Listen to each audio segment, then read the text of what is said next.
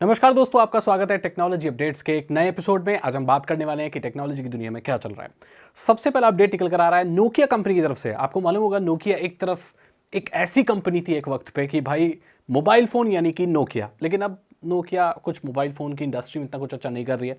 Nokia ने 60 साल बाद अपना लोगो चेंज किया है। जी हाँ, उनका जो लोगो है ना NOKIA ब्लू से लिखा रहता था, पूरा एकदम क्लीन और एकदम सिंपल था, उसको चेंज कर दिया और अलग अलग एलिमेंट से मिलकर अब नोकिया बनता है। तो नोकिया ने 60 साल बाद अपना लोगो चेंज किया है, ये देखते हुए कि वो बहुत रैपिड ग्रोथ अब पकड़ने वाले हैं। बहुत लोगों को नहीं पता होगा कि नोकिया के फ़ोन इतने नहीं बिकते, लेकिन नोकिया अब बिजनेस टू बिजनेस एक बिजनेस चला रहा है अपना। B2B वाला चल रहा है उनका, मतलब वो 5G चलाने वाली कंपनियों को अपनी इक्विपमेंट वगैरह ये सब सर्विसेज वगैरह प्रोवाइड करते हैं। सो टेलीकॉम में और बहुत सारी जगहों पर अपने बिजनेस कर रहे हैं और उनमें बहुत ज़्यादा ग्रोथ मिल रही है। मोबाइल फ़ोन आ रहे हैं नोकिया के, लेकिन उसके अलावा भी नोकिया बहुत ज़्यादा बिजनेस कर रहा है।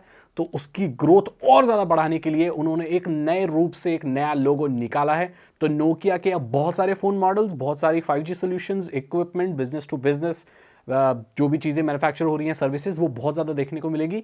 उसकी शुरुआत हो चुकी है, आप कह सकते हैं नोकिया 2.0 इज हेयर। अगली अपडेट निकल कर आ रही है माइक्रोसॉफ्ट विंडोज से कि माइक्रोसॉफ्ट फिर से हेडलाइन में आ गया है कि भाई उसने अपडेट निकाले विंडोज 11 के लिए और ऐसे कंप्यूटर हार्डवेयर में भी डिलीवर कर दिए जो विंडोज 11 को सपोर्ट ही नहीं करता और जिसमें जो हार्डवेयर रिक्वायरमेंट है वो फुलफिल नहीं करता। सो ऐसा हुआ है कि भाई जो कंप्यूटर पुराने जिसमें विंडोज 11 चलनी भी नहीं चाहिए, विंडोज 11 के अपडेट उसमें भेज दिए गए। हालांकि वो उसमें फेल हो गए, इंस्टॉल नहीं हुए, तो उनका जो मैकेनिज्म है अपडेट का, जो ये चेक करता है कि भाई ये कंप्यूटर काबिल भी है विंडोज 11 चलाने के, वो ही खराब हो गया। ये हेडलाइन में आ गया माइक्रोसॉफ्ट विंडोज। हो जाती गलती, कोई बात नहीं, लेकिन ये ऐसी गलती हुई है तो कोई खतरनाक गलती भी हो सकती है कि कोई वायरस ही ये लोग शायद अपडेट में दे दें। तो बड़ी सोचने वाली बात है। यही अपडेट निकल कर आ रहा है माइक्रोसॉफ्ट की तरफ से। अगली खबर निकल कर आ रही है माइक्रोसॉफ्ट बिंग के AI चैटबॉट से। क्या आपको मालूम है कि ये जो AI चैटबॉट है इसकी टेस्टिंग इंडिया में कई सालों से हो रही थी। 2020 के बाद से ही सिडनी कोड नेम से, प्रोजेक्ट सिडनी के नाम से इंडिया में जो चैटबॉट है ये बिंग में चल रहा था अंदर ही अंदर। तो इसका जो पायलट टेस्टिंग जो होती है वो चल रही थी। इसके बारे में लोगों को जानकारी नहीं थी। तो इंडिया एक ऐसी कंट्री बनी थी माइक्रोसॉफ्ट के लिए जिससे वो अपने चैटबॉट की इनिशियल स्टेज को और जो उनकी फंक्शनैलिटी उसे चेक कर पाए। बाद में ये चीज़ उजागर हुई कि भाई इंडिया में तो ये बहुत पहले ही टेस्ट कर दिया गया था। अभी उसकी जो चैट की लिमिट है वो बढ़ा के 100 चैट्स मैसेजेस कर दी गई है। बीच में वो बंद कर दी गई थी कि लोगों को उल्टे सीधे सजेशन दे रहा था बिंग का जो ये AI है चैटबॉट, पर अभी उसकी लिमिट बढ़ा दी है। तो धीरे धीरे उसको और एक्यूरेट किया जा रहा है। अगली खबर आ रही है इंडिया की ई संजीवनी ऐप से। तो हमारे देश में ई संजीवनी ऐप एक सरकारी ऐप है जिससे आप डॉक्टर से कंसल्ट कर सकते हैं और ऐसे दूर से ही वर्चुअली डॉक्टर से कंसल्ट करके दवाइयां वगैरह लिखवा सकते हैं। कोविड में ये जो एप्लीकेशन है ये वरदान के रूप में सामने आई थी। जो लोग फिजिकली हॉस्पिटल्स वगैरह को विजिट नहीं कर सकते वो डॉक्टरों से इस एप्लीकेशन के थ्रू बात कर सकते हैं। श्री नरेंद्र मोदी जी जो हमारे प्रधानमंत्री हैं, उन्होंने ये बात अपनी मन की बात में, जो उनका एपिसोड होता है उसमें ये चीज़ कही। वहाँ पर बहुत इंटरेस्टिंग चीज़ें वो बोलते हैं और बहुत सारी चीज़ें नई जानने को मिलती हैं। क्या क्या चल रहा है देश में, क्या क्या नया आया है, किस फील्ड में कहाँ काम हो रहा है। तो भाई वहाँ पर इस बात को और ज़्यादा उठाया गया कि भाई ई संजीवनी ऐप भी है। ये उन लोगों के लिए जो पहाड़ी एरिया में रहते हैं, सुदूर इलाके में रहते हैं, जहाँ पर हॉस्पिटल की फैसिलिटी है नहीं या किसी वजह से लोग जा नहीं सकते, तो वहाँ पर परामर्श ले सकते हैं।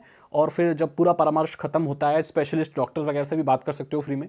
तो वहाँ से जो उनका फिर दवाई वगैरह आप लिखवा सकते हो उनसे और केमिस्ट पे जाके ले सकते हो। तो डॉक्टर से कंसल्टेशन का एक फ्री जरिया है, एक आसान जरिया है सरकारी।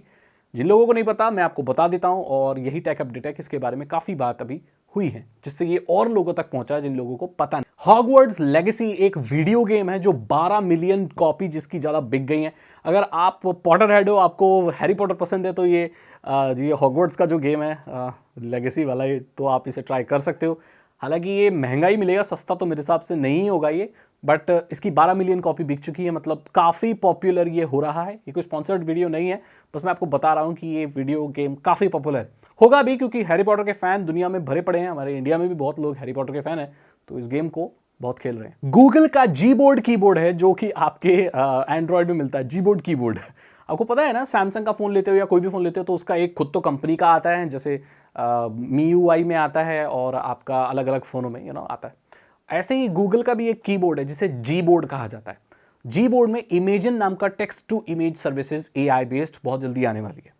आपको पता होगा जेनरेटिव एआई में अगर आप कुछ टेक्स्ट लिखते हो तो वो इमेज बना देता है। ये बहुत पॉपुलर चीज़ चल रही है, नई चीज़ चल रही है, लेकिन ये किसी भी कीबोर्ड में अभी तक नहीं आई है। जैसे आप लिखोगे small cat riding a horse, so ये आपने एक डिस्क्रिप्शन दिया है कि एक छोटी बिल्ली घोड़ा चला रही है, ये कोई इमेज ऐसी कहाँ मिलेगी? तो इसको एआई इस इमेज को जनरेट कर देगा आपके टेक्स्ट डिस्क्रिप्शन से लेकर। इससे आप अपनी कोई भी इमेजिनरी फोटो क्रिएट कर सकते हैं by giving text commands to the system, तो वो एआई के थ्रू से जनरेट करेगा। ये फंक्शनैलिटी अब जी बोर्ड में आने वाली है, जिसे इमेजिन कहा गया है, बहुत ही जल्दी आ जाएगी ये। तो आपके चैट करना और भी इंटरेस्टिंग हो जाएगा और अपनी मन धड़ंग या जो भी आपकी इमेजिनेशन है उससे आप इमेजेस क्रिएट करके चैट में सेंड कर पाएंगे विया जी बोर्ड। अगली खबर निकल कर आ रही है नोकिया की तरफ से कि नोकिया ने अपना एक फोन मॉडल निकाला है 3 दिन की बैटरी के साथ, बहुत सारे निकाले में से, लेकिन यहां पर फोकस है G22 मॉडल पर। इसने iFixit के साथ ऐसी पार्टनरशिप की है। ये फोन को ऐसा बनाया गया है कि इसे रिपेयर करना बहुत आसान है और कहा जा रहा है कि नॉर्मल इंसान जिसके पास ये फोन है वो खुद घर में इसे रिपेयर कर सकता है, किट लेके या कुछ भी करके। तो रिपेयरेबिलिटी बहुत अच्छी है इस फोन की, बैटरी लाइफ भी बहुत अच्छी है। तो इससे दिखने में आ रहा है कि भाई नोकिया आप कुछ नई चीज़ों पर काम कर रहा है और ऐसे हैंडसेट ला रहा है जिससे आप घर में रिपेयर कर सकते हो। ये बहुत अच्छी चीज़ हो सकती है उन लोगों के लिए जो बैटरी रिप्लेस करना चाहते हैं, स्क्रीन रिप्लेस करना चाहते हैं या बटन वगैरह रिप्लेस करना चाहते हैं। उसकी पूरी गाइड आपको मिलेगी, आपको कैसे रिपेयर करना है। तो ये बहुत अच्छी चीज़ है। तो दोस्तों ये थे टेक्नोलॉजी के अपडेट्स जो दुनिया में टेक्नोलॉजी का चल रहा है। अब बात हम करेंगे आज के टेक टर्म की, और आज का टेक टर्म है FTP, जिसे फाइल ट्रांसफर प्रोटोकॉल कहा जाता है। फाइल ट्रांसफर प्रोटोकॉल एक नेटवर्क प्रोटोकॉल है जिसे computer to computer files share करने के लिए इस्तेमाल में लाया जाता है। या आप आसान भाषा में कहें तो आप जब वेबसाइट बनाते हैं तो अपने सर्वर पर जब आप फाइल अपलोड करते हैं सो वो आप FTP प्रोटोकॉल की मदद से ही करते हैं, जिसे फाइल ट्रांसफर प्रोटोकॉल कहा जाता है। ये TCP/IP पे काम करता है, यानी कि ट्रांसमिशन कंट्रोल प्रोटोकॉल और इंटरनेट प्रोटोकॉल पर काम करता है।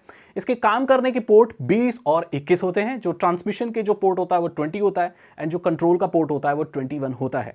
OSI मॉडल पर ये एप्लीकेशन लेयर पर काम करते हैं। सो अब आपको पता चल गया होगा कि FTP होता क्या है, एक प्रोटोकॉल है। सो इससे फाइल वगैरह जैसे हाइपर टेक्स्ट ट्रांसफर प्रोटोकॉल है जिसमें आप वेब पेजेस के लोड इनलोड जो लोड होता है, ऐसी FTP अलग होता है जिसमें फाइल ट्रांसमिशन होती है। आई होप आपको समझ में आ गया होगा। OSI model I don't know अगर नॉर्मल लोग समझ पाएंगे, बट ये नेटवर्किंग की चीज़ें हैं। तो साधारण भाषा में कंप्यूटर से दूसरे कंप्यूटर में फाइल्स ऐसे ट्रांसफ़र करना या ऑनलाइन या कैसे भी FTP के द्वारा होता है, जिसमें 21 और 21 पोर्ट्स इस्तेमाल होते हैं। आई होप आपको समझ में आ गया होगा। अगर आपको वीडियो अच्छी लगी तो इसे लाइक करें, अपने दोस्तों के साथ शेयर करें। साइबर सिक्योरिटी और इथिकल हैकिंग में इंटरेस्ट है तो डिस्क्रिप्शन चेक करें। 299 रुपीज़ के 3 इथिकल हैकिंग कोर्सेज है जो आसान भाषा में आपको इथिकल हैकिंग सिखा देंगे। मैं बताऊँ आपसे अगली वीडियो में। Thank you so much and good bye.